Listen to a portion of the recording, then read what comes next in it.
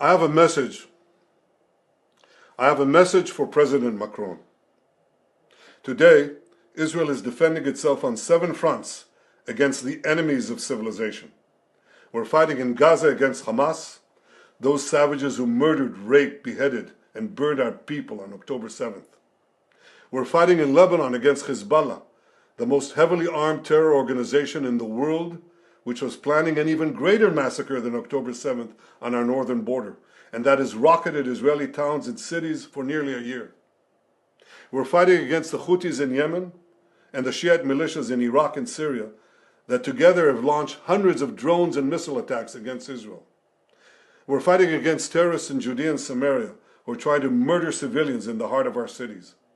And we're fighting against Iran, which last week fired over 200 ballistic missiles directly at Israel, and which stands behind the 7-front war against Israel.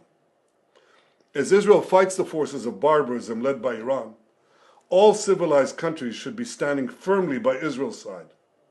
Yet President Macron and some other Western leaders are now calling for an arms embargo against Israel. Shame on them. Is Iran imposing an arms embargo on Hezbollah, on the Houthis, on Hamas, and on its other proxies? Of course not. The axis of terror stands together. But countries who supposedly oppose this terror axis call for an arms embargo on Israel. What a disgrace. Well, let me tell you this. Israel will win with or without their support. But their shame will continue long after the war is won. For in defending ourselves against this barbarism, Israel is defending civilizations against those who seek to impose a dark age of fanaticism on all of us.